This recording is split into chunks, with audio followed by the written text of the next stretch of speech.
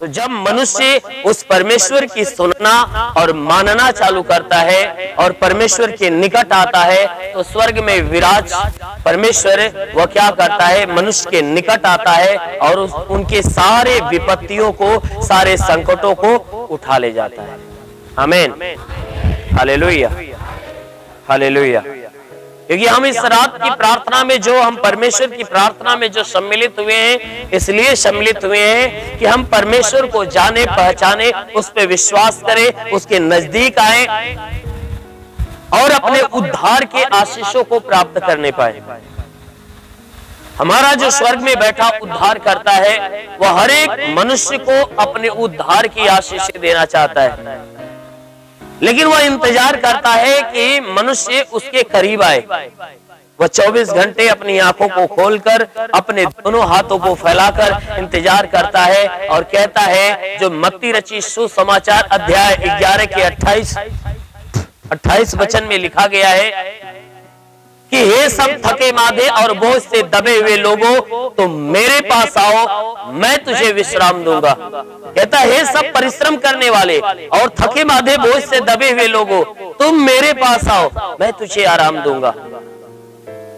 वह परमेश्वर हमें और आपको अपने पास बुलाता है, इसलिए बुलाता है कि वह हमें आराम देना चाहता है। इसलिए क्योंकि हम बोझ से दबे हुए हैं। किस बोझ से? पाप के बोझ से दबे हुए। हर एक व्यक्ति, संसार का हर व्यक्ति पाप के बोझ से दबा हुआ है और पाप इतना काफी मनुष्य के जीवन में प्रबल हो रहा है कि वह पाप ही मनुष्य के जीवन में तमाम तरह के रूप के द्वारा वह उनके जीवन में प्रकट हो रहा है और उन्हें नाश कर रहा है। किसी के जीवन में कोई दुख डाल दे रहा है, कोई बीमारी, कोई परेशानी, कोई विपत्ति, कोई भी प्रकार की समस्याएं, यानी नाना प्रकार के विपत्तियों से मनुष्य जो उलझा हुआ है। कारण क्या है? उसका पाप। कारण मनुष्य का पाप है। इसीलिए वह परमेश्वर दोनों हाथ फैलाकर कहता है, हे सब थके मांदे और बोझ से दबे हुए लोगों, तुम मेरे पास आ जाओ, मैं तुझे विश्राम दूंगा। आमीन, हालेलुया, हालेलुया। कहता है, मैं तुझे विश्राम दूंगा। क्यों? हमारा यीशु मसीह हमें क्यों बुलाता है? वह क्यों हमें विश्राम देना चाहता है? इसलिए कि उसने हमारे जीवन को रचा है और बनाया है। इसलिए वह हमारे प्राणों की चिंता करता है, इसलिए हमारे प्राणों के प्रति वह ध्यान देता है। और जब हम नाश होते हैं तो वह दुखी होता है। इसलिए इस बात के लिए दुखी होता है कि मेरी सृष्टि मेरे आंखों के सामने अपने मनमाने जीवन जीने के कारण वह नाश हो रही है। यदि आपका बेटा आपके आंखों के सामने आपकी न सुनकर अपने जीवन में अपनी मनमानी करके अपने आप को वह विनाश की तरफ लेकर जाता है, तो आपको कैसा लगता है? तकलीफ होती है कि देखो मेरा लड़का मेरे आंखों के सामने वह नाश हो रहा है। मैं बार बार उसे राह बता रहा हूं, बार बार उसे समझा रहा हूं, लेकिन मेरी एक भी नहीं सुनता। वह क्या कर रहा है? अपनी मनमानी कर रहा है और अपनी मनमानी के कारण अपना जीवन नाश कर रहा है। आप क्या करोगे कि स्वयं से कह के आप ऐसा अपने आप को, यानी अपने आप ही से कह के ऐसे बातें कहोगे और अपने आप को संतुष्टि लोगे, लेकिन संतुष्टि नहीं मिलेगी तो किसी दूसरे के पास जाओगे और उसके सामने अपनी बातें छेड़ोगे। यार, हमारा एक लड़का है जो हमारी नहीं सुनता, अपनी मनमानी करके वह नाश हो रहा है। मैं समझाने की कोशिश करता लेकिन समझ नहीं रहा है। आप किस भाव से कहोगे? दुखी मन से। ठीक उसी प्रकार हमारा जो स्वर्ग में बैठा परमेश्वर है, वह हमारा पिता है और हम उसकी संतान हैं। जब हमारा पिता हमसे इच्छा रखता है और हमें आज्ञा देता है, हमें शिक्षा देता है, हमें मार्ग बताता है, बेटा तू बुराई को नहीं भलाई का मार्ग ढूंढ, क्योंकि बुराई तुझे नाश कर देगी। अगर भलाई का मार्ग ढूंढेगा और भलाई के मार्ग पे चलेगा तो तू अनंत जीवन में यानी स्वर्ग में प्रवेश करेगा। और जब हम और आप परमेश्वर के संदेश को सुनते हैं और परमेश्वर की शिक्षाओं को सुनते हैं और सुनने के बाद भी हम अनसुना करके अपनी मनमानी जीवन जीना चालू करते हैं, तो परमेश्वर को बड़ी तकलीफ होती है। इसलिए तकलीफ होती है ये सोचकर कि देखो मेरी संतान मेरी आंखों के सामने नाश हो रही है। इसीलिए जब वह नाश होते हुए देखता है तो अपना हाथ फैला के कहता है, हे मेरे थके मांदे और बोझ से दबे लोगों, हे सब परिश्रम करने वाले और बोझ से दबे हुए लोगों, तुम मेरे पास आ जाओ, क्योंकि मैं तेरा पिता हूँ। तुम मेरे पास आ, मैं तुझे चंगा करूंगा। तुम मेरे पास आ, मैं तुझे जीवन दूंगा। तुम मेरे पास आ, मैं तुम्हें संभाल कर रखूंगा। आमीन, हालेलुया, हालेलुया। सच में जो स्वर्ग में बैठा परमेश्वर है वह हमें संभालने की बात करता है, हमारी रक्षा करने की बात करता है, हमें जीवन देने की बात करता है।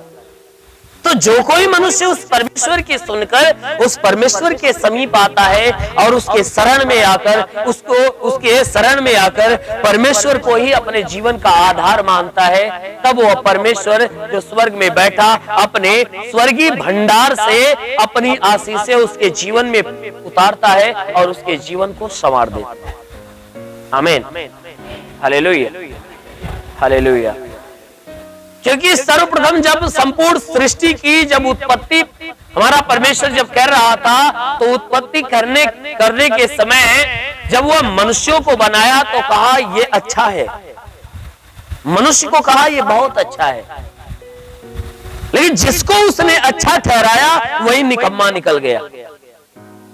जिसको परमेश्वर ने अच्छा ठहराया, जिसको उसने अपने लिए बढ़िया ठहराया, वही परमेश्वर के दृष्टि में निकम्मा निकल गया और वही परमेश्वर के नियम को तोड़ा और परमेश्वर के खिलाफ काम किया। और परमेश्वर के खिलाफ काम करने का नतीजा ये हुआ कि मनुष्य अपने ही पाप में दबकर वह नाश होना चालू कर दिया। Hallelujah, hallelujah. आज के 2000 साल पहले हमारा यीशु मसीह उसी पाप से छुटकारा देने के लिए हमारे बीच में आया और हमारे देह के पापों को वह उठा लिया और हमारे ही पाप के खातिर वह अपने शरीर पे सारे जख्म को लिया, अपने प्राण की आहुति दिया। इसलिए वह अपने प्राण की आहुति दिया ताकि हमारे प्राण बचाए जाए। इसलिए वो अपने प्राण की आहुति दिया ताकि हमारे प्राण बचाए जाएं। जो हम नाश हो रहे हैं हम बच जाएं।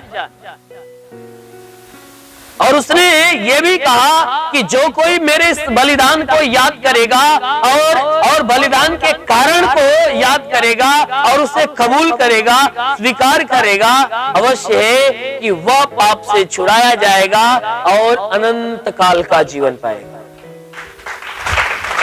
Hallelujah, hallelujah. इसलिए मेरे प्रियो, हमेशा हमारा परमेश्वर हमें चाहता है कि हम अपने बुरे और गंदे कामों को त्याग कर हम भले और अच्छे कामों में मन लगाएं, परमेश्वर के संगति में आए और परमेश्वर की आराधना करें। जब मनुष्य परमेश्वर की आराधना करता है, उसके संगति में आता है, तो जो स्वर्ग में बैठा परमेश्वर ऐसे मनुष्य को धन्य और महान कहता है। Hallelujah, hallelujah, hallelujah. धन्यवाद प्रभु यीशु, धन्यवाद पिता परमेश्वर।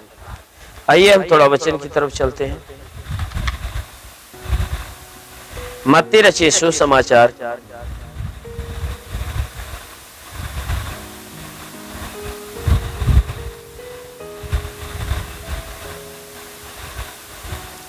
अध्याय 5 वचन 13 को देखिए। मत्ती रचित सुसमाचार अध्याय 5 वचन 13।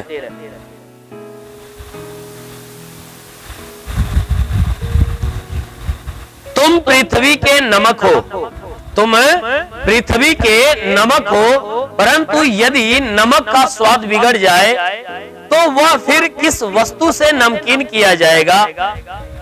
फिर वह किसी काम का नहीं, केवल इसके कि बाहर फेंका जाए और मनुष्यों के पैरों तले रौंदा जाए। तुम जगत की ज्योति हो। जो नगर पहाड़ पे बसा हुआ है वह छिप नहीं सकता और लोग दिया जलाकर पैमाने के नीचे नहीं परंतु दीवट पे रखते हैं तब उससे घर के लोगों को प्रकाश पहुंचता है। उसी प्रकार तुम्हारा उजियाला मनुष्यों के सामने चमके कि वे तुम्हारे भले कामों को देखकर तुम्हारे पिता की जो स्वर्ग में है बड़ाई करें। आमीन, हालेलुया, हालेलुया, हालेलुया। यहां परमेश्वर की वचन कह रही है, एक बार की बात है, यीशु मसीह अपने लोगों को उपदेश दे रहा था और उपदेश देते समय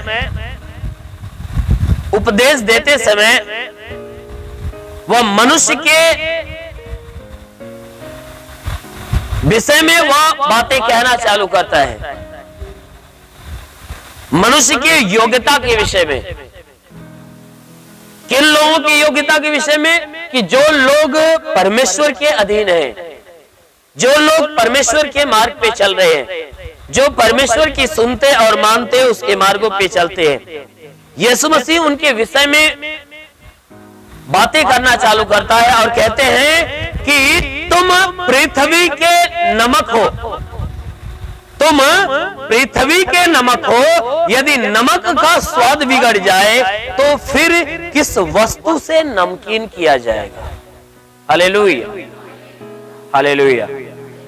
यीशु मसीह ने हमें और आपको, यानी जितने परमेश्वर को जानने और मानने वाले लोग हैं, उनको एक नाम दिया, कहा तुम पृथ्वी के नमक हो, तुम पृथ्वी के नमक हो।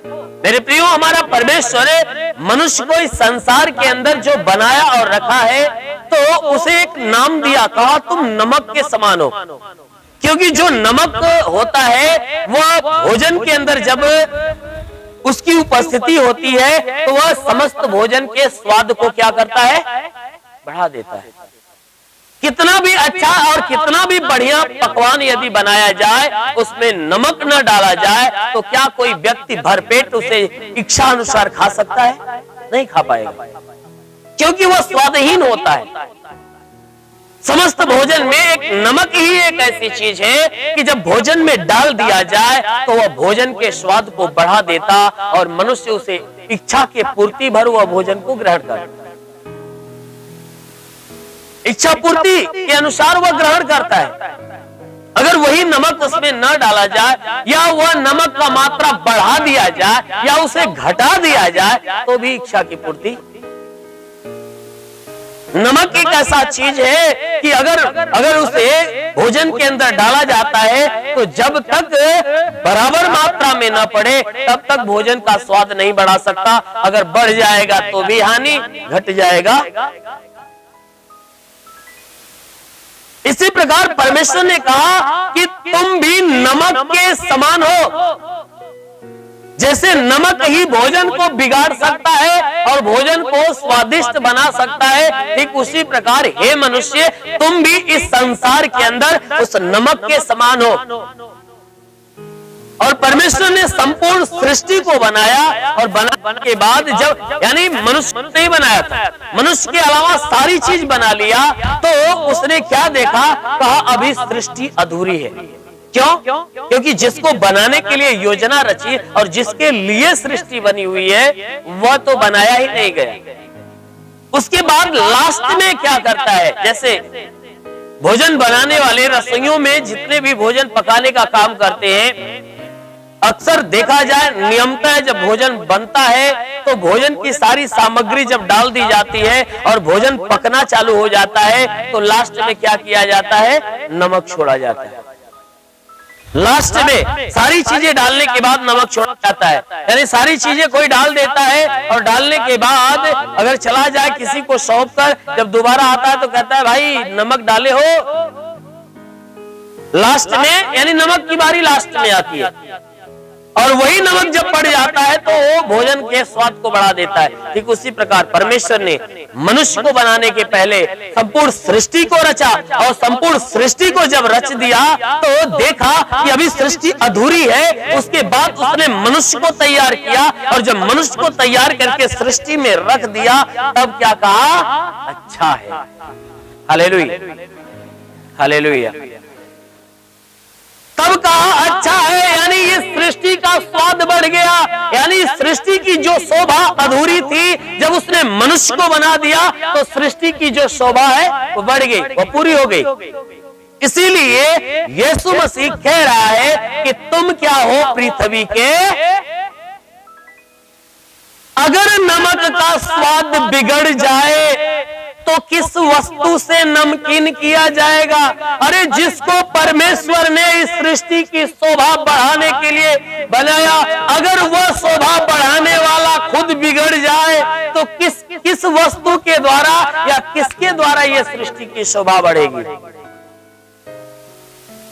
जिसकी शोभा बढ़ाने के लिए, जिस सृष्टि की शोभा बढ़ाने के लिए परमेश्वर ने मनुष्य को रखा, अगर वह मनुष्य का स्वभाव गड़बड़ हो जाए, चाल चलन गड़बड़ हो जाए, उसका चरित्र गड़बड़ हो जाए, यानी उसके अंदर की पवित्रता समाप्त हो जाए, तो वचन कह रही है तो वह कहां का मनुष्य कहलाएगा, उसकी मनुष्यता कहां की रह गई, क्योंकि वह अपना स्वाद बिगाड़ दिया। जब मनुष्य अपना स्वाद यानी अपना चरित्र ही गड़बड़ कर देता है, यानी परमेश्वर ने उसे अपनी समानता में बनाया, अपनी पवित्रता में बनाया था, जब मनुष्य उस पवित्रता को समाप्त करके गंदगी अपने अंदर ले लेता है तो वह कहां का मनुष्य।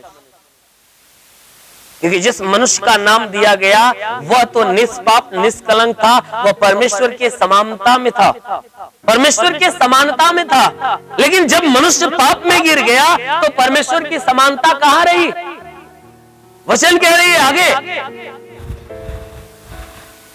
फिर वह किस वस्तु के द्वारा नमकीन किया जाएगा, फिर वह किसी काम का नहीं, केवल इसके कि वह बाहर फेंका जाए और मनुष्यों के पैरों तले रौंदा जाए। Hallelujah, hallelujah, hallelujah. कहता है केवल इसके कि वह बाहर फेंका जाए और मनुष्यों के पैरों तले रौंदा जाए। कहता है कि जब कोई मनुष्य भोजन बनाता है और अपने पास नमक एक डब्बे में रख देता है और बाय द वे वह नमक बिगड़ जाए, उसमें मट्टी पड़ जाए या उस नमक के अंदर कोई दूसरी चीज पड़ जाए जो हानि देने वाली है, तो वचन कहती है कि जब नमक ही तुम्हारा खराब हो गया तो किस चीज से तुम अपने भोजन का स्वाद बढ़ाओगे। जब नमक ही बेकार हो गया, जब सारा नमक बेकार हो गया तो किससे भोजन के स्वाद बढ़ेंगे। ठीक उसी प्रकार कहता है तुम भी उस नमक के समान हो। अगर मनुष्य का चरित्र ही गड़बड़ हो जाए, उसका स्वभाव ही गड़बड़ हो जाए, उसके चाल चलन भी ही गड़बड़ हो जाए, उसके बोल चाल ही गड़बड़ हो जाए, तो कहां की मनुष्यता रही।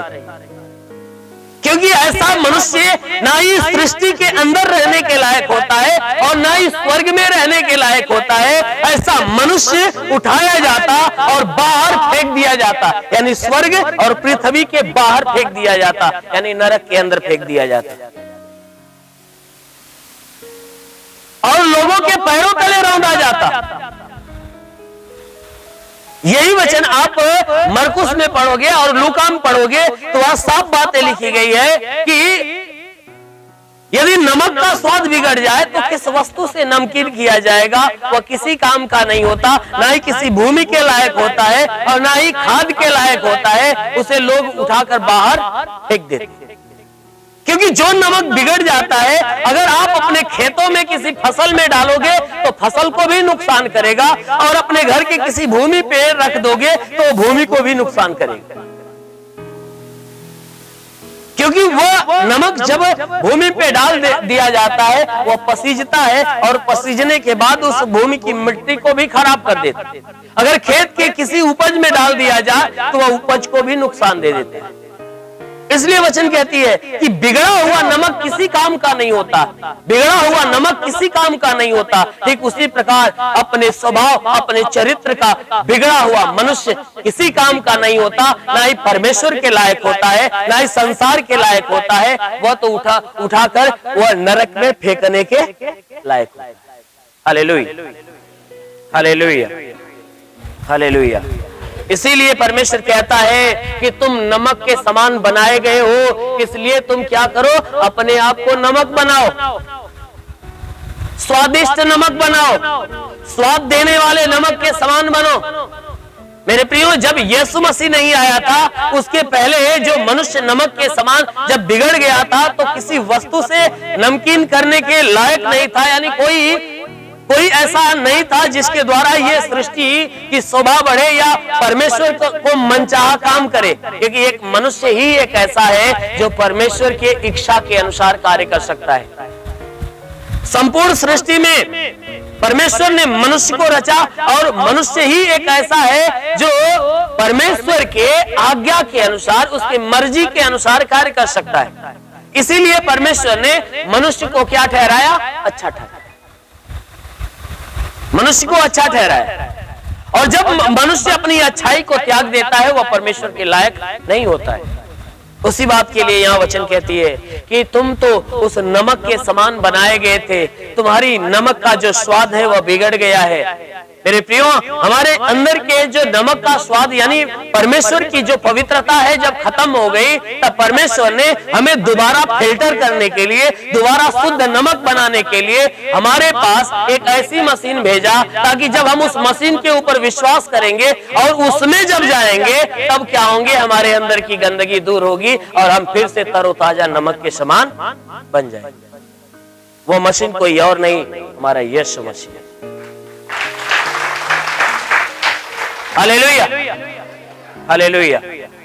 मसीह कोई और नहीं, हमारा यीशु मसीह है। जब हम यीशु मसीह के पास आते और यीशु में हो जाते हैं, तब यीशु हम में हो जाता है और हमारे अंदर के गंदगी को वो साफ करना चालू कर देता है। तो जो हमारे अंदर गंदगी थी, उस गंदगी को जब बाहर निकाल देता है, तो हम फिर से पहले वाले मनुष्य की समानता में हो जाते हैं, पहले वाले उस शुद्ध नमक की समानता में हो जाते हैं। ना ही हमारे ना ही मन में कोई गंदगी, ना ही हमारे विचारों में गंदगी, ना ही हमारे स्वभाव में गंदगी होती है, क्योंकि हमारे मन, वचन और कर्मों के द्वारा जो गंदगी होती है वह यीशु मसीह धो धो कर निकाल देता है और हमें शुद्ध और पवित्र बना देता है और फिर से स्वर्ग के लायक बना देता है। Hallelujah, hallelujah. आज के 2000 साल पहले यीशु मसीह हमारे पास इसलिए आया ताकि वो पाप रूपी गंदगी हमारे अंदर से धो दे। तो जो कोई यीशु के पास आता है और उसके ऊपर विश्वास करता, ईमान लाता है, अवश्य है कि उसके पाप धोए जाते हैं और वह परमेश्वर के मनचाहा बनाया जाता है। हालेलुया। इसीलिए कहता है कि तुम जो मुझे ग्रहण कर ली हो, तो तुम पृथ्वी के नमक के समान हो गए हो। इसलिए कहता है कि अगर यही नमक का स्वाद दोबारा अगर बिगड़ जाएगा तो बन नहीं पाएगा, क्योंकि ये कई बार बनाने के लिए वो मशीन आई है। स्वर्ग से इस संसार के अंदर शुद्ध नमक बनाने के लिए, एक ही बार बनाने के लिए आई, ना कि आप बार बार अपने आप को गंदा करो और बार बार वो आपको धोए। नहीं, वो एक ही बार आया और समस्त मानव जाति के गंदगी को अपने देह पर लिया, क्योंकि देह के द्वारा गंदगी हो गई थी, इसलिए देह की गंदगी को अपने देह पर लिया। और जिस गंदगी को धोने के लिए मृत्यु जरूरी थी, तो उसने सारे मानव जाति के मृत्यु को अपने ही एक अकेले शरीर पे लिया और सबके मृत्यु को वह खुद सह लिया। और सारे मृत्यु को सहने के बाद उसने क्या किया? हमारे अंदर की गंदगी को धोने के लिए मार्ग तैयार किया। उसने कहा, जितने लोग इस बलिदान को याद करेंगे, उनके द्वारा हुए सारे पाप धोए जाएंगे और वे शुद्ध नमक के समान बना दिए जाएंगे। आमीन, हालेलुया, हालेलुया। आगे देखिए, आगे शब्दों में क्या कहता है कि तुम जगत की ज्योति हो। तुम जगत की ज्योति हो। जो नगर पहाड़ पर बसा हुआ है वह छिप नहीं सकता, और लोग दिया जलाकर पैमाने के नीचे नहीं परंतु दीवट पे रखते हैं, तब उससे घर के सब लोगों को प्रकाश पहुंचता है। हालेलुया। कहता है कि तुम जगत की ज्योति हो। यीशु मसीह हमसे और आपसे कह रहा है, पहले तो कहा कि तुम नमक हो, इस पृथ्वी के, इस संसार के अंदर तुम नमक के समान हो, क्योंकि पहले नमक नहीं थे, लेकिन यीशु मसीह जब आया तो हमें फिर से शुद्ध और साफ नमक बना दिया, और फिर दोबारा हमें नाम दे रहा है, कह रहा है तुम जगत की ज्योति हो, तुम संसार के अंदर उजाला देने वाले ज्योति हो। कहता है तुम उजाला देने वाले ज्योति के समान बना दिए गए हो, तुम्हारे अंदर के अंधकार को खत्म कर दिया गया है, तुम्हारे अंदर एक नया प्रकाश उत्पन्न कर दिया गया है, इसलिए तुम ज्योति को पा गए हो, और ज्योति को पा गए हो तो ज्योति क्या करती है? प्रकाश देती है। इसलिए कहता तुम प्रकाश देने वाला बन गए हो, क्योंकि यूहन्ना रचित सुसमाचार अध्याय 8 के 12 वचन में उसने कहा, स्वयं को भी ज्योति कहा जगत की ज्योति मैं हूं, जो मेरे पीछे हो लेगा वो अंधकार में न चलेगा, परंतु वह जीवन की ज्योति पाएगा। कौन? कि जो मेरे पीछे, वह जीवन की ज्योति पाएगा। तो जब कोई व्यक्ति जगत के ज्योति से जीवन की ज्योति पा लेता है तो वह जगत में प्रकाश देने वाला बन जाता है। जैसे में एक दीपक जल रहा है और दूसरा दीपक बुझा हुआ है, अगर एक दीपक जो जलने वाला दीपक है, उस दीपक से बुझा हुआ दीपक अगर जला दिया जाए तो क्या पहला वाला उजाला दे रहा है तो दूसरा का नहीं देगा? बिल्कुल देगा। इसीलिए वचन कहती है कि तुमने क्या पाई है? मेरे द्वारा ज्योति पाई। तुम मेरे द्वारा ज्योति को पाए हो, इसलिए तुम भी अब क्या बन गए हो? जगत की। तो वचन कह रही है कि तुम जगत की ज्योति हो, तुम प्रकाश देने वाला हो, ना कि अंधकार फैलाने वाले। क्योंकि जब तुम मुझे ग्रहण किए, मेरे पास आ गए, तो तुम जगत की ज्योति बन गए, जगत के अंदर प्रकाश देने वाला बन गए। और उसने फिर क्या कहा कि जो नगर पहाड़ पे बसा हुआ है वह छिप नहीं सकता। जो नगर पहाड़ के चोटियों पर बसा है वह किसी के नजरों से छुप। इसलिए प्रभु ने हमें क्या कहा? तीसरे शब्दों में कहा कि तुम उस नगर के समान हो जो पहाड़ की चोटियों पे बसा हुआ। क्योंकि पहाड़ के चोटी पे बसा हुआ जो नगर है वह कभी छुप नहीं सकता, वह हर दूर से ही लोग उसे देख लेते हैं। ठीक उस नगर के समान तुम हो जो किसी कोने के अंदर, यानी किसी कोने में रखने जाने वाले वस्तु के समान नहीं, परंतु तुम उस पहाड़ के चोटी पे बसे हुए उस नगर के समान हो, ताकि तुम्हारे अंदर के प्रकाश जब तुम्हारे अंदर से निकलेंगे तो कोई, यानी संसार का कोई भी व्यक्ति ऐसा नहीं होगा कि जो तुम्हें ना देखे, क्योंकि हर एक की दृष्टि तेरे ऊपर पड़ेगी। क्योंकि परमेश्वर ये शब्द उन लोगों के विषय में बोला है कि जिनको परमेश्वर चुन लेता है। क्योंकि जितने लोग परमेश्वर के चुने हुए होते हैं, जितने लोग परमेश्वर की शरण में रहने वाले लोग होते हैं, परमेश्वर उन्हें कहता है कि तुम पृथ्वी के नमक हो, तुम जगत में ज्योति फैलाने वाले हो। कैसे ज्योति फैलाने वाले? जैसे अभी आप बीमारी को लेकर प्रभु के पास आए, आप बीमारी को लेकर आए और यीशु मसीह ने क्या कर दिया? आपके बीमारी को निकाल दिया, आप चंगे हो गए। तो आप जब भयानक बीमारी से आप चंगे हो गए, तो आप चंगा होकर जब यहां से निकलोगे तो क्या अपने मुंह पे पट्टी लगा लोगे? जो दुख से, तकलीफ से, पीड़ाओं से भरा रहेगा, आप दौड़े भागे जाओगे, या जितने आपके सगे संबंधी रहेंगे दौड़े भागे जाओगे और कहोगे अरे भैया हम यीशु के पास गए, हम इतने दिन से बीमारी को झेल रहे थे, यीशु मसीह के पास गए, प्रार्थना किए, यीशु ने एक बैग हमारी बीमारी को दूर कर दिया, यीशु मसीह महान है। मैं तो कहता हूं आप भी जाओ, विश्वास करो और आप भी चंगे हो जाओ। एक बीमार आदमी के अंदर क्या है? अंधकार भरा हुआ, वह संसार का भ्रमण कर रहा है, भटक रहा है, उसे मार्ग नहीं दिखता। कहीं उस मार्ग पे जा रहा है अपनी शांति के लिए, अपनी चंगाई के लिए, कहीं उस मार्ग पे जा रहा है, कहीं वहां जा रहा है तो कहीं वहां जा रहा है, कोई उसे जीवन से, यानी उसके जीवन में छुटकारे के कोई मार्ग नहीं दिख रहे हैं। तो अचानक एक व्यक्ति गया और यीशु के बारे में बताया, कहा मैंने जीवन पाया है, मैंने उससे ज्योति पा ली, क्योंकि मैं इस बीमारी रूपी अंधकार में पड़ा हुआ था। जब यीशु के पास गया और यीशु ने अपने ज्योति में से ज्योति दिया और मेरी जो बीमारी, मेरा बीमारी रूपी जो अंधकार है वो मिट गया और मेरे जीवन में वो अपनी ज्योति जला दी और मैं प्रकाशमान हो गया।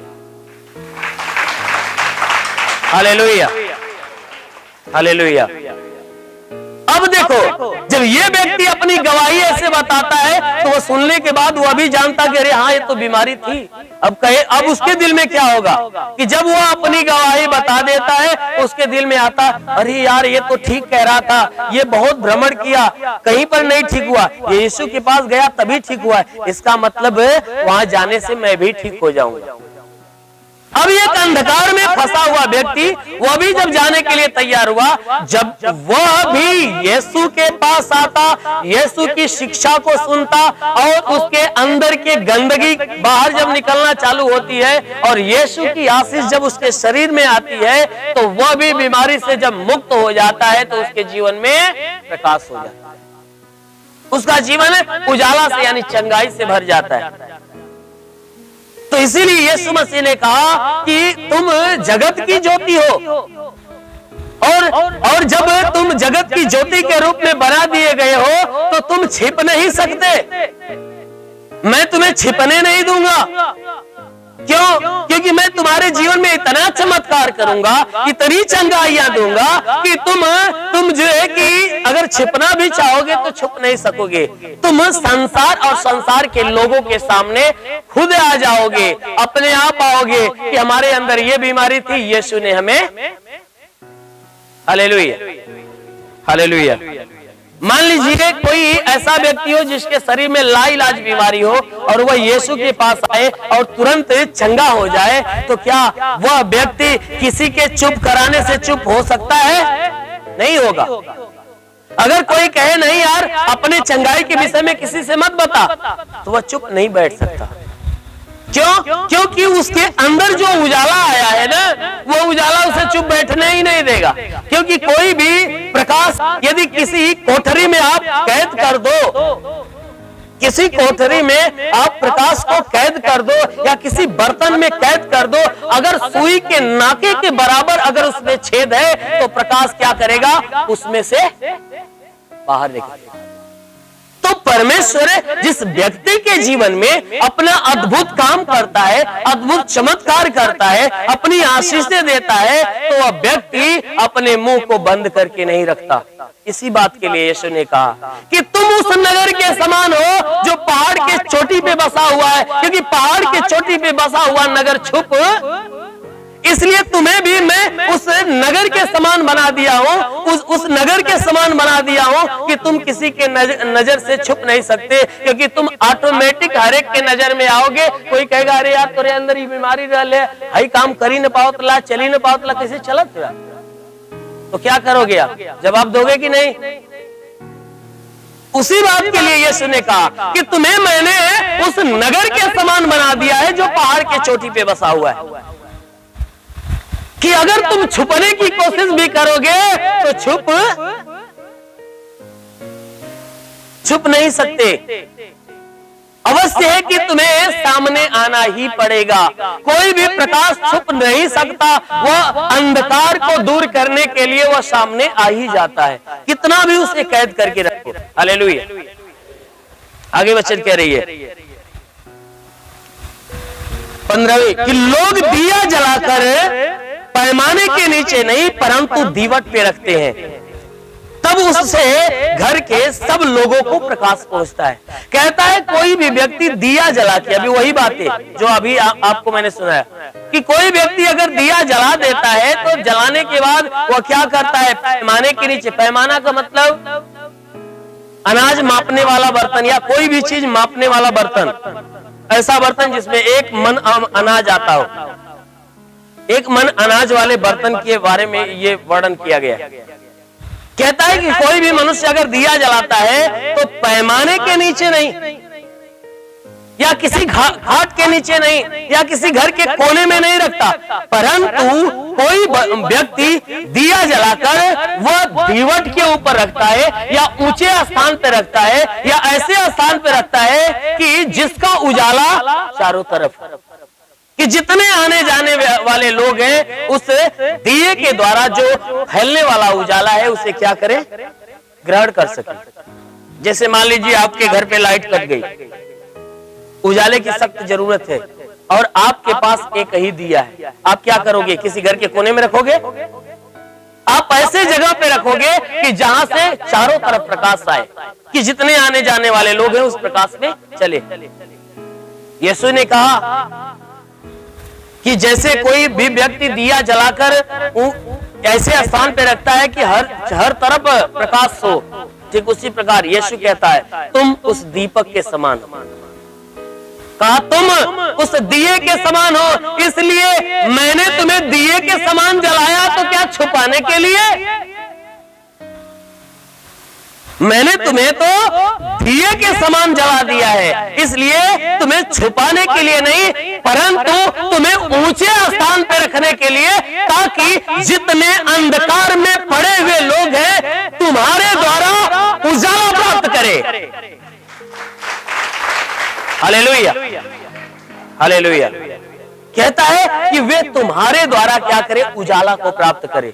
मैंने तुम्हें उस दीपक के समान बनाया है और ऊंचा स्थान देने के लिए बनाया है, कि जितने अंधकार में फंसे हुए लोग, यानी जो परमेश्वर को नहीं जानते, जो इस संसार के अंदर भटक रहे हैं, कहता है कि उन भटके हुए लोगों को, जो नाश होने वाले लोग हैं, उनके जीवन में मैं प्रकाश देने के लिए तुम्हें दिया के समान बनाया है। और जब दिया के समान बनाया तो तुम्हें छुपाऊंगा नहीं, परंतु ऊंचे स्थान पे रखूंगा। तुम कितना छुपना चाहोगे, मैं तुझे ऊंचा स्थान दूंगा। इसलिए ऊंचा स्थान दूंगा कि तुम लोगों को प्रकाश दे सको।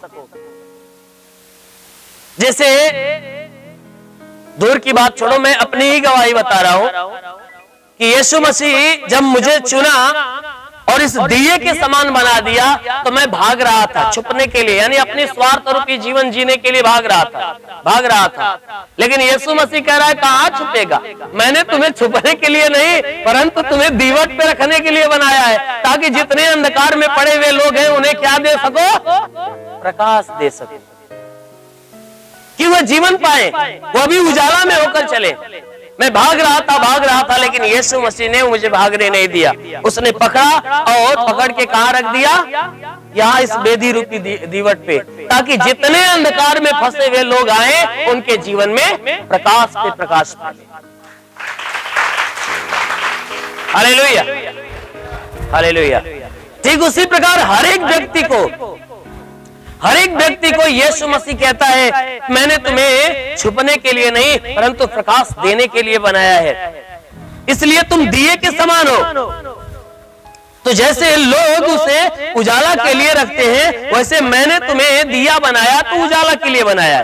फिर आगे वचन में कहता है उसी प्रकार तुम्हारा उजियाला मनुष्यों के सामने चमके, दिए के समान तुम्हारा उजाला मनुष्यों के सामने चमके, कि वे तुम्हारे भले कामों को देखकर तुम्हारे पिता की जो स्वर्ग में है बड़ाई करे। कहता है कि तुम्हें मैंने दीपक के समान उजाला देने वाला बनाया है, कि जैसे दीपक क्या करता है, अपना उजाला दूसरों को देता है ताकि दूसरे लोग आनंदित हो। ठीक यीशु ने कहा तुम्हें भी उस दिए के समान बनाया कि तुम्हारा उजाला मनुष्यों के बीच में चमके, ताकि कहता है कि जितने मनुष्य के बीच में चमके और उस चमक को देखने वाले देखकर क्या करें, अपना मन फिराए, अपना जीवन बदलने के लिए परमेश्वर के पास आए और परमेश्वर की बड़ाई करें। Hallelujah, hallelujah, hallelujah. कोई एक व्यक्ति जो यीशु को नहीं जानता, कोई व्यक्ति जो यीशु को नहीं जानता, वह यीशु के पास कैसे आता है? अपने मन से नहीं, आप कितना भी दुख में, कितना भी पीड़ाओं में पड़े रहोगे, आप अपने मन से नहीं आ पाओगे। यीशु मसीह क्या करता है? बुलाता है। वो कैसे बुलाता है? खड़ा होकर चिल्लाता नहीं है। अगर आपको बुलाना है तो उस भाई के अंदर घुसेगा और उस भाई को आपके पास भेजेगा और आपको जो है कि अपने ज्ञान के बारे में या उसकी गवाही के बारे में आपको बताएगा, कहेगा भाई हमारे जीवन में ये तकलीफ थी, मैं यीशु के पास गया और यीशु ने चंगा कर दिया। जब आप ऐसी बातें सुनोगे तो आपके अंदर ये आएगा कि ये भाई गया और ये ठीक हो गया, तो एक बार चल के हम भी देख लें, एक बार चल के हम भी देख लेते। और आप क्या करोगे? यीशु मसीह के पास आओगे, कलीसिया में आओगे, प्रार्थना में सम्मिलित होगे, वचन सुनोगे और प्रभु के कार्य को देखेंगे और प्रभु की आशीष लेंगे। और जब प्रभु की आशीष से मिल जाएगी तो आप क्या करोगे? प्रभु को भला बुरा बोलोगे। जब प्रभु की आशीष मिल जाएगी, प्रभु के नाम की बड़ाई करोगे। कब बड़ाई करोगे? जब किसी के द्वारा आप आए रहोगे। उसी बात के लिए कह रहा है कि जब तुम्हारा उजियाला ठीक उस दिए के समान तुम्हारा उजियाला मनुष्यों के सामने चमके, कि वे तुम्हारे भले काम को देखकर तुम्हारे पिता की जो स्वर्ग में है वह क्या करे? बड़ाई करे। कि जब आप यहां से जाओगे, परमेश्वर की आशीष को लेकर जाओगे, उसके ज्ञान को लेकर जाओगे, तो आप क्या करो?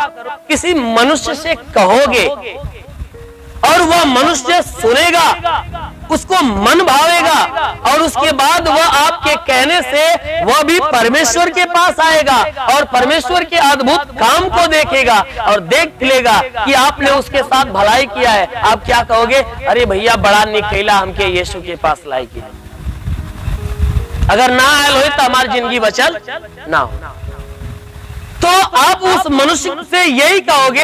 उसी बात के लिए वचन ये कह रही है कि जब तुम्हारा उजियाला उस मनुष्य के ऊपर चमकेगा तो तुम्हारे इस भले कामों को देखकर वह क्या करेगा?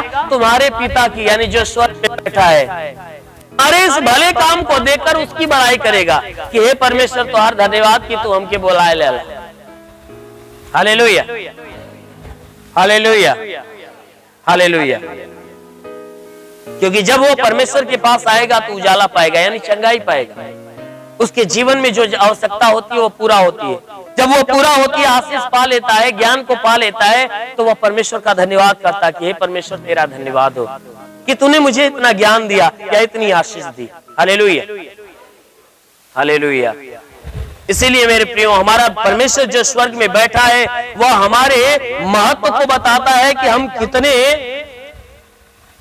कितने लायक हैं और कैसे हम बनाए गए थे। वह हमारी सारी महत्व की सारी बातों को बताता है कि तुम जगत की ज्योति हो, तुम नमक हो, तुम उस नगर के समान हो जो पहाड़ के चोटियों पे बसा हुआ है। तो सच में परमेश्वर के पास जितने लोग आते हैं, परमेश्वर उन्हें अनमोल बनाता है। उन्हें अपने ज्ञान से, अपने बुद्धि से, अपने सामर्थ्य से, अपनी चंगाई से और अपनी पवित्र आत्मा से भर के वह क्या करता है? अनमोल बना देता है और अनमोल बनाकर उन्हें स्वर्ग के लायक बनाता है। इसी बात के लिए यीशु मसीह एक दृष्टांत अपने चेलों को सुना रहे थे। जब चेले स्वर्ग के वर्णन के विषय में पूछना चालू किए कि हम स्वर्ग में कैसे जाएंगे, कौन है जो स्वर्ग में जाएगा, स्वर्ग के राज्य में प्रवेश कैसे करेंगे, तब यीशु मसीह उन्हें स्वर्ग के राज्य के विषय में एक दृष्टांत सुनाना चालू किया और वह दृष्टांत तोड़ों का था। जब ऐसे पूछे तो उसने सुनाना चालू किया कि स्वर्ग में वे ही जाएंगे जो लायक होंगे, स्वर्ग के लायक होंगे। तो मनुष्यों के लिए वह एक दृष्टांत सुनाना चालू किया। कहा स्वर्ग का राज्य उस मनुष्य के समान है, उस स्वामी के समान है जिसने परदेश जाते समय वह अपने दासों को बुलाया और अपनी संपत्ति उनके हाथ में सौंप दी, अपनी संपत्ति उनके हाथ में सौंप दी और सौंपने के बाद वह दूर देश चला गया। और सौंपते समय उसने पहले दास को 5 सिक्का दिया पहले को 5 सिक्का दिया और दूसरे को 2 सिक्का दिया और तीसरे को 1 सिक्का दिया और देने के बाद वह चला गया। जब बहुत दिन बीत गए और बीतने के बाद जब वापस आया तो लेखा जोखा लेना चालू किया। जब लेखा जोखा लेना चालू किया, उनमें से जिसको 5 दिया था वह दौड़े भागे आता है, कहता है हे स्वामी देख तूने 5 दिया था ना, मैं इसका 10 कमा के लाया। मुझे 5 ही दिया था ना, मैं इसका 10 बना दिया, मेहनत किया। तो वह स्वामी उससे प्रसन्न होता है, कहता है कि धन्य है मेरे दास, जो तू थोड़े में ज्यादा विश्वास योग्य निकला और तू मेरे पिता के राज्य का अधिकारी बनेगा और मेरे आनंद में तू सहभागी होगा। उसे बहुत सराहना देता है। उसके बाद 2 तोड़ा वाला भी आता है और जब 2 तोड़ा वाला आता है ना, वह भी कहता है हे स्वामी तूने मुझे 2 दिया था ना, देख मैं 4 कमा के लाया हूँ। वही सराहना की बातें उसे भी कहता है कि तू भी मेरे आनंद में सहभागी हो जा। और जब तीसरा आता है, कहता है हे स्वामी मैं जानता हूं कि तू बहुत कठोर आदमी है, मैं जानता हूं कि तू बहुत कठोर आदमी है। तू जहां नहीं बोता है वहां से भी काटता है और जहां नहीं छींटता है वहां से भी बटोर लेता है। इसलिए जो तू मुझे सिक्का दिया था ना, मैं उस सिक्के को संभाल कर रखा था। उसने क्या किया था, वह भूमि में गाड़ दिया। क्योंकि 5 वाला तो 10 कमा लिया और 2 वाला 4 कमाया और जो 1 वाला था वो भूमि में छुपा दिया कि जब स्वामी आएगा तो उसका लौटा देगा, नहीं तो हमसे हिसाब लेगा, इसका कर ब्याज जो कि जोड़ेगा। तो वह जब आया तो वह जब देना चालू किया तब उसे जोर से वह स्वामी डांटा, कहा हे दुष्ट और आलसी दास, हे दुष्ट और आलसी दास, यदि तू मेरे इस सिक्के को सरापों में दे दिया होता तो मैं कर समेत उनसे वसूल लेता, मैं कर समेत उनसे वसूल लेता। लेकिन तू आलसी निकला, तू दुष्ट निकला, मेहनत न करने वाला निकला, मेहनत नहीं करने वाला निकला। इसलिए अपने दूसरे दास को वह स्वामी बुलाता है, कहता है काम कर, इससे वह सिक्का ले ले और लेकर उसको दे जिसके पास 10 हो गए हैं। इतनी बातें कहने के बाद कहता है जिसके पास है उसे और दिया जाएगा और उसके पास बहुत हो जाएगा, और जिसके पास नहीं है, जिसको वह अपना समझता है, उससे वह भी ले लिया जाएगा, उससे वह भी ले लिया जाएगा।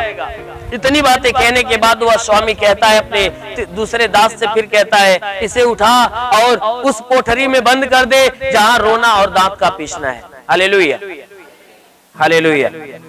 ये तो दृष्टांत हुआ, ये दृष्टांत हुआ, लेकिन उसने जो तोड़ों का दृष्टांत दिया ना, वो बहुत बड़ा दृष्टांत है। तोड़ों में 5 सिक्के वाले वे हैं, यानी प्रभु ये जो तोड़ों का दृष्टांत सुनाया, इसमें जो स्वामी है वह स्वामी कोई और नहीं, हमारा यीशु मसीह है। और जो दासों को सिक्का बांटा ना, वह दास कोई और नहीं है, हम और आप। तो हम और आप में 3 तरह के लोग हैं, जिनमें से कुछ ऐसे हैं जो 5 सिक्के के लायक, कुछ 2 सिक्के के लायक, कुछ 1 सिक्के के लायक।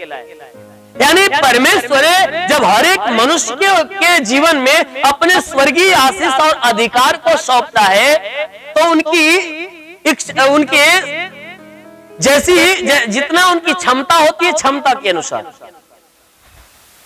जैसे आप अपने घर के अंदर कोई भी खाने की चीजें लाते हो और अपने बच्चों को बांटना चालू करते हो, कोई छोटा है, कोई इससे बड़ा है, कुछ उससे बड़ा है, तो जो जैसा होता है उसके क्षमता के अनुसार आप उसे खिलाते हो, ना कि जितना बड़ा खा रहा है उतना ही छोटे को खिला दो। नहीं, या घर के अंदर काम करने वाले 4 लोग हैं और 4 लोगों में से कोई 19 है, कोई 20 है, तो वो अपनी क्षमता के अनुसार कार्य करता है। तो ठीक उसी प्रकार यीशु मसीह जो ये दृष्टांत सुनाया, कहा कि वह जो स्वामी है उसने एक को बुलाया, उसे 5 तोड़ा दिया, उसे 5 सिक्का दिया, और दूसरे को बुलाया, उसे 2 सिक्का दिया, और तीसरे को 1 दिया। तो ये 3 तरह के लोग हैं। 5 सिक्का वाले वे लोग हैं जो परमेश्वर के वचन को सुनते, ग्रहण करते और उस पर चलते हैं, परमेश्वर के एक भी आज्ञा का उल्लंघन नहीं करते। और 2 सिक्के वाले वे हैं जो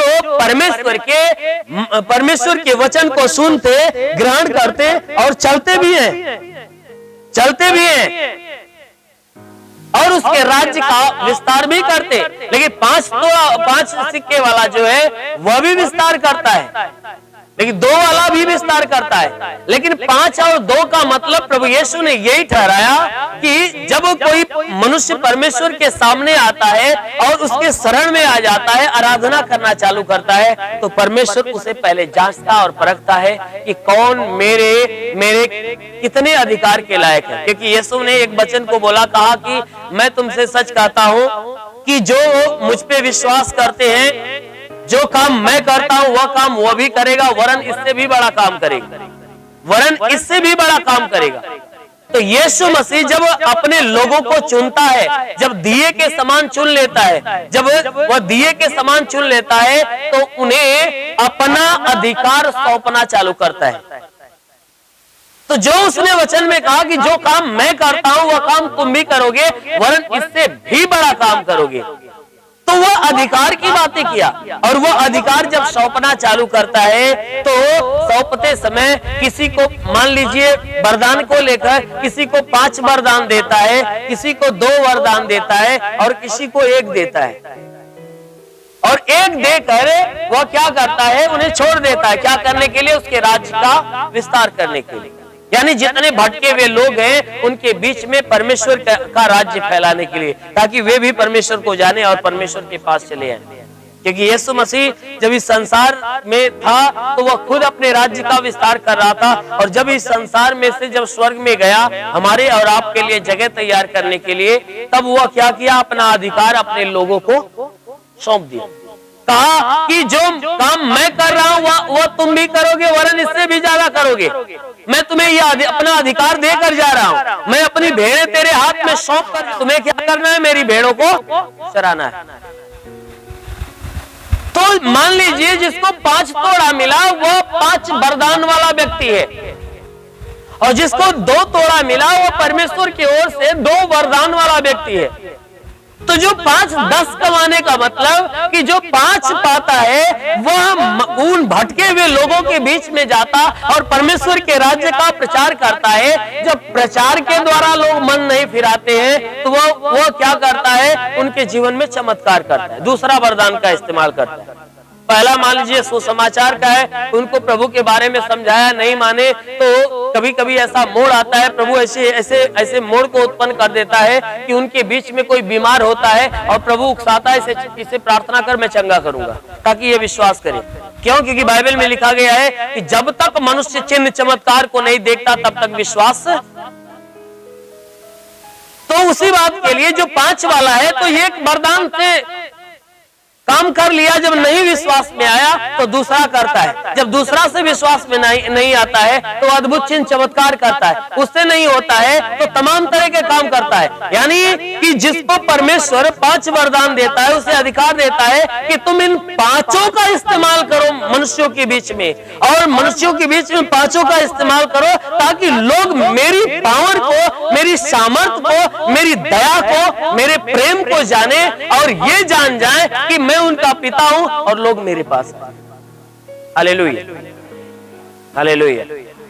और जिसको 2 वरदान देता है, कहता है कि तुम मेहनत करो और इन 2 वरदानों से तुम क्या करो, लोगों के भीतर मेरे राज्य को प्रकट करो।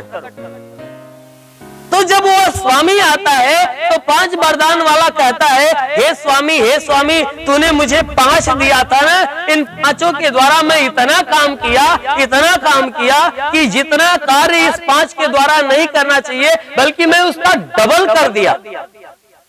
मैं इतने लोगों के बीच में तेरे राज्य का प्रसार कर दिया कि लोग तुझे, इतने लोग जान गए और इतने लोग जानकर क्या किए कि इनमें से तू मुझे 5 दिया था ना, ये जो जितने लोग तेरे पास आए हैं ना, इनमें से लोग भी मेरे समान 5 वरदान और पा गए हैं।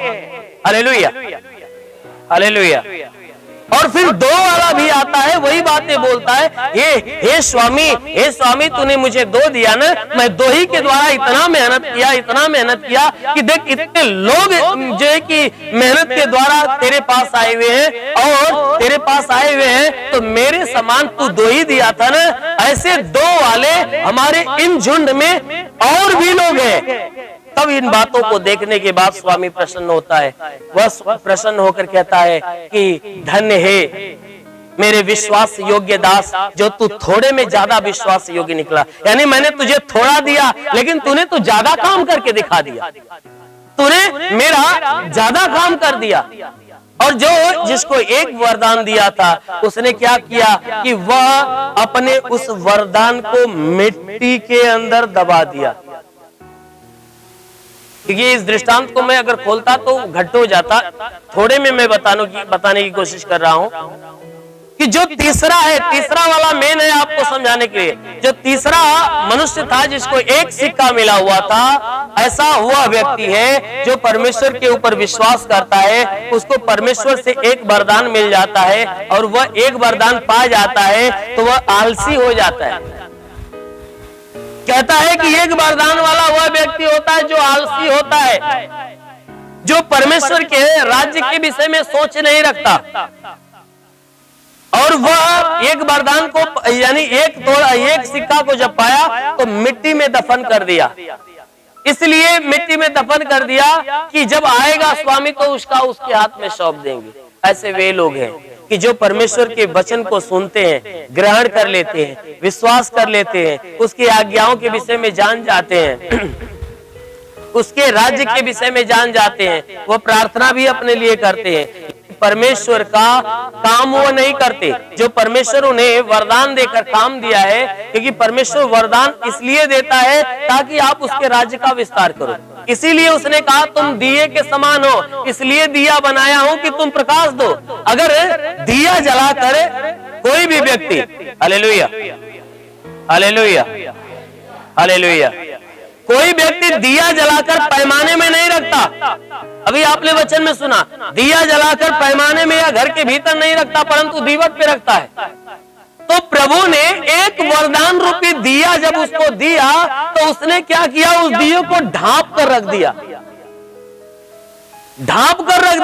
उसे उजाला नहीं देने दिया। तो ऐसा वह व्यक्ति है जो आलसी होता, परमेश्वर के पास जाता और परमेश्वर के द्वारा आशीष पा जाता है, और पाने के बाद वह स्वयं के ऊपर मगन होता है। चलो भैया हम तो यीशु को जान गए, यीशु जब अंत के समय आएगा हम कहेंगे हे प्रभु देख तेरे वचन को हम जानते हैं, हम याद करके रखे हैं, तेरी आज्ञा हमारे अंदर याद है, हमने भूला नहीं है, हम तो स्वर्ग के लायक है ना।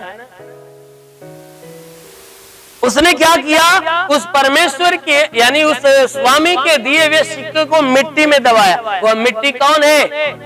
वो मिट्टी ये पृथ्वी नहीं, ये शरीर रूपी मिट्टी है।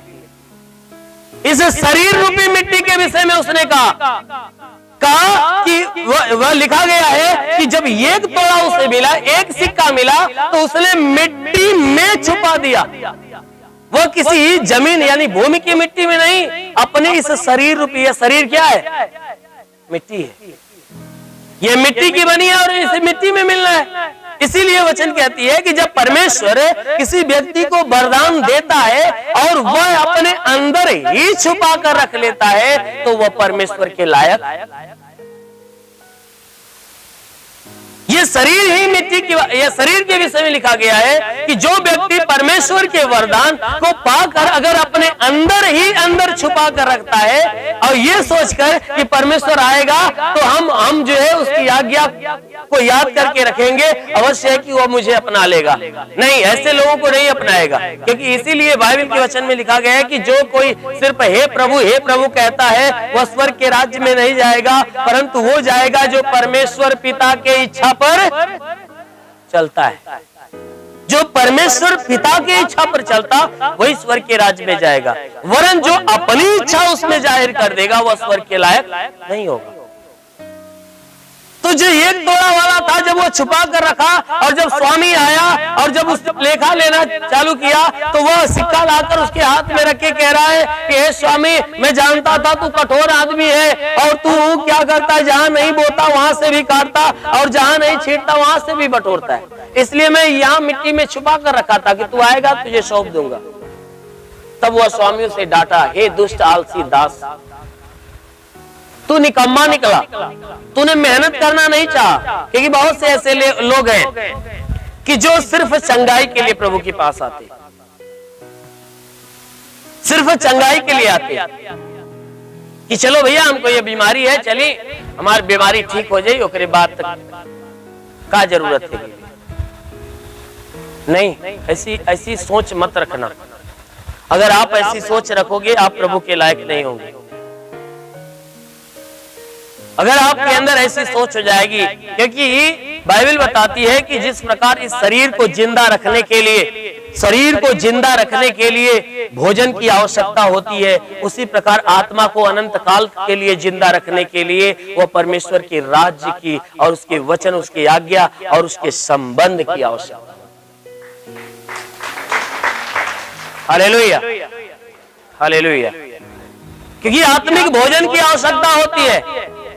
जब आप आत्मिक भोजन क्या है? परमेश्वर के पवित्र मीठे वचन है। जब संपूर्ण जीवन आप आत्मिक भोजन को ग्रहण करोगे तो वह भोजन ही आपको अनंत जीवन देगा, वह भोजन ही आपको स्वर्ग का राज्य देगा।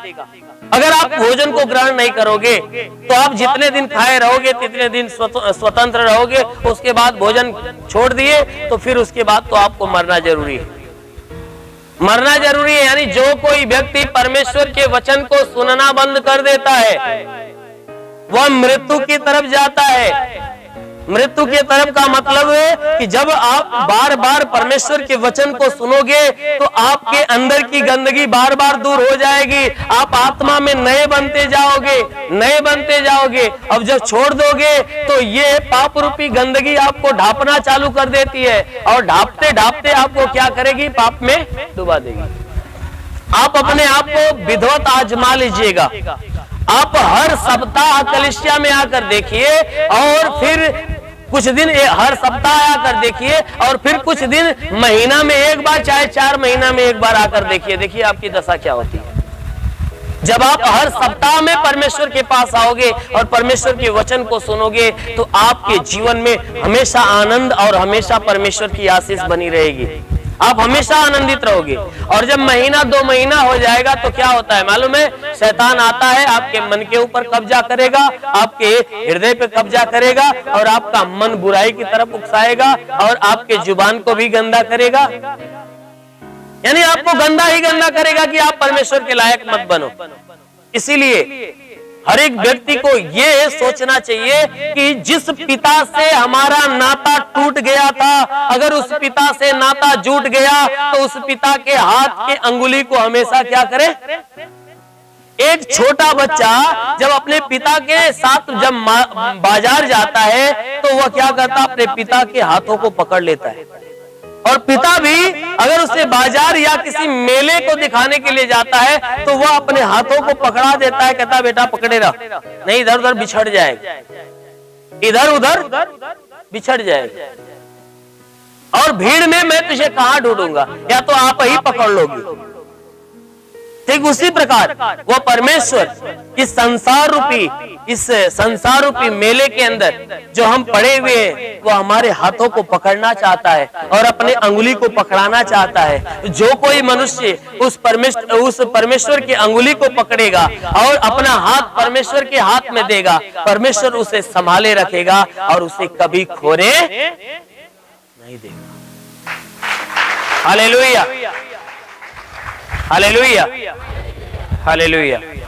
हमारा परमेश्वर हमें खोना नहीं चाहता, हमें अपने समीप रखना चाहता है। अगर आप सोचोगे कि नहीं भाई हमारे अंदर ये बीमारी है और हम बीमारी के लिए जाएं फिर उसके बाद ठीक हो जाएंगे तो क्या हो सकता है, ये आपकी भूल है। फिर वही दशा होने वाली होगी, क्योंकि शैतान तो आपको छोड़ेगा नहीं। आप जब तक परमेश्वर के पास आओगे शैतान जाएगा, जब आप परमेश्वर के पास आना बंद कर दोगे कहेगा भैया अब हमारे जाने का समय आ गया, वो फिर आएगा।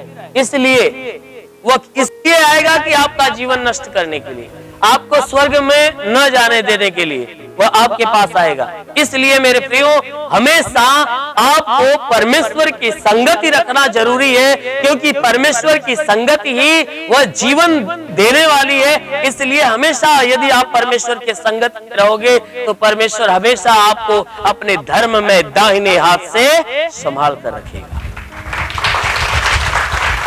Hallelujah, hallelujah.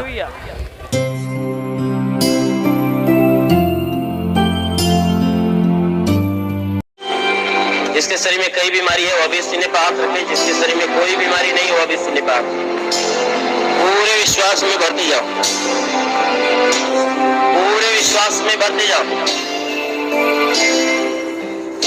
महसूस करो प्रभु आपके सामने आपको छू रहा है, देखो प्रभु का स्पर्श हो रहा है, स्पर्श हो रहा है।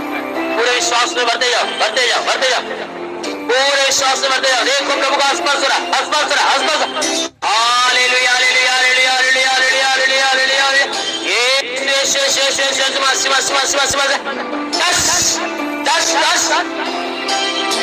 यीशु के नाम से आगे ताओ, तुम्हारे सर से पांव के बीच किसी भी अंग में कोई प्रकार की बीमारी है, यीशु के नाम से हर एक बीमारी इससे शरीर छोड़े निकल जाए। तो यीशु के नाम से आगे ताओ, तुम्हारे सर का दर्द, सर का चुभन नष्ट हो जाए, घबराहट बेचैनियां निकल जाए, चक्कर आना बंद हो जाए, मूर्छे की बीमारी निकल जाए, मिर्गी की बीमारी निकल जाए, झटके आना बंद हो जाए। तो यीशु के नाम से आगे ताओ कि तुम्हारे आंखों की बीमारी निकल जाए, आंखों में परमेश्वर दृष्टि नई दृष्टि दे, तुम्हारे कान की बीमारी निकल जाए, दांत का दर्द, दांत की पारियां नष्ट हो जाए, गले की गिल्टियां निकल जाए, सीने की गठाने नष्ट हो जाए, शरीर के किसी भी भाग में गिल्टी हो निकल जाए, सीने का दर्द और सीने का चुभन और जलन नष्ट हो जाए, पेट का दर्द, पेट का चुभन नष्ट हो जाए, कमर का दर्द निकल जाए, रीढ़ की हड्डियों का दर्द निकल जाए, घुटने का दर्द निकल जाए, हर एक जोड़ों का दर्द निकल जाए, गठिया बात की बीमारी निकल जाए, शादिका की बीमारी निकल जाए। तो यीशु के नाम से आगे तो साथिका की बीमारी निकल जाए।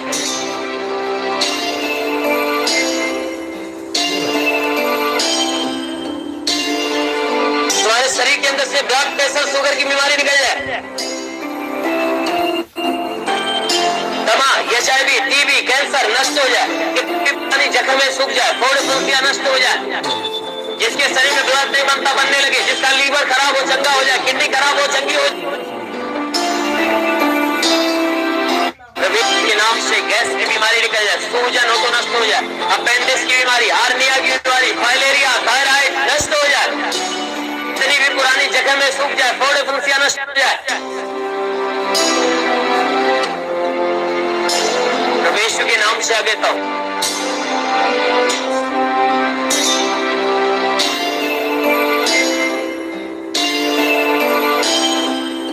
शरीर के अंदर से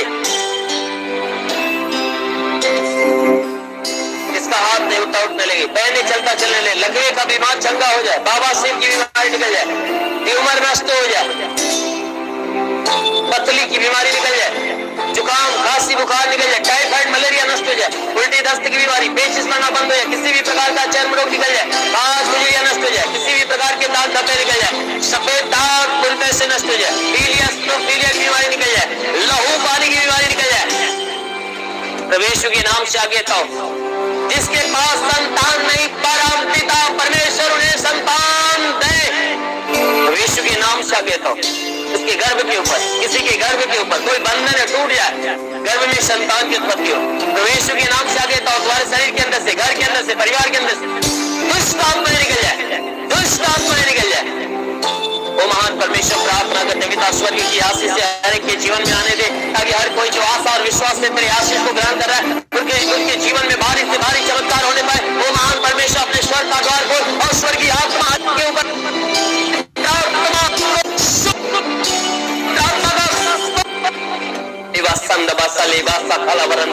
रबा रबा रबा से खेले रे रे रे बा संबोलो रबा सकला बंदिली हाँ मेरे महान परमेश्वर, प्रार्थना करते पिता, अपने महिमा के आशीष और पवित्र आत्मा के अभिषेक से हर एक को भर दे, ताकि इनके शरीर में जितनी बीमारियां वह नष्ट होने पाए, इतने दुख वश चले जाए, सबके सब आत्मिक जीवन जीना चालू करे।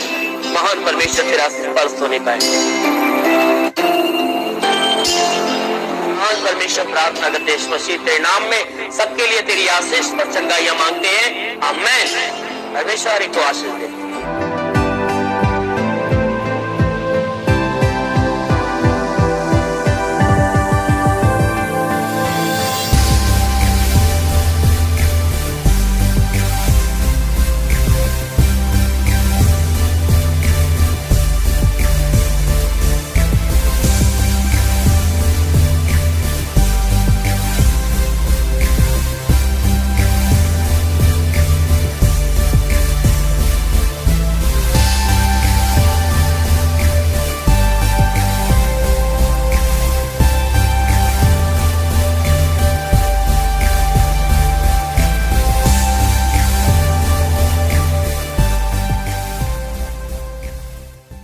अगर आपने हमारे YouTube चैनल को अब तक सब्सक्राइब नहीं किया है तो आपको यहाँ सब्सक्राइब बटन दिख रहा है, इस पर आप क्लिक कीजिए और हमें सब्सक्राइब कर लीजिए। और साथ ही साथ इसके सामने एक नोटिफिकेशन बेल आ रहा है, इसे भी आप इनेबल कर दीजिए ताकि आपको तुरंत नोटिफिकेशन मिले जब भी हम कोई